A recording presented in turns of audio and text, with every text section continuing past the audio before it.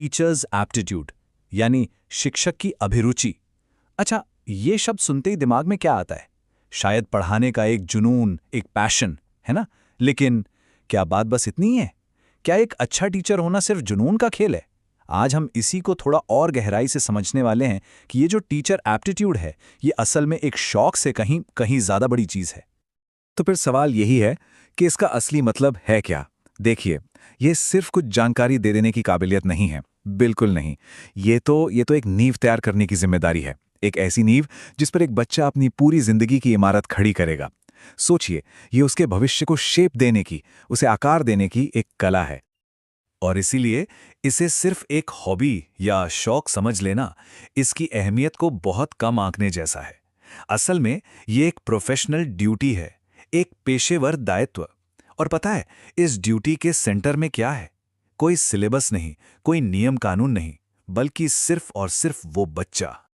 तो जाहिर है कि एक टीचर की जिम्मेदारी सिर्फ किताबें खत्म कराने या पन्ने पलटने तक ही नहीं रह जाती। नहीं, उसकी असली भूमिका तो बच्चे के मन, उसके दिमाग और उसके शरीर, इन तीनों को सींचने की है। उसे एक सही दिशा देने की है, ताकि उसका पूरा विकास हो सके। और ये जो विकास है ना, ये कई लेवल्स पर एक साथ चलता है। मोटे तौर पर देखें तो ये विकास 3 बड़े खंभों पर टिका होता है। पहला है भावात्मक, मतलब इमोशनल डेवलपमेंट, बच्चा अपनी फीलिंग्स को कैसे समझता है। दूसरा है ज्ञानात्मक, कॉग्निटिव, यानी उसके सोचने समझने की शक्ति। और तीसरा है क्रियात्मक, मोटर स्किल्स, मतलब उसके शरीर का कौशल। अब एक कमाल का टीचर वही है जो इन तीनों में एक बैलेंस बना पाए, क्योंकि अगर एक भी पिलर कमजोर रह गया तो विकास अधूरा रह जाएगा।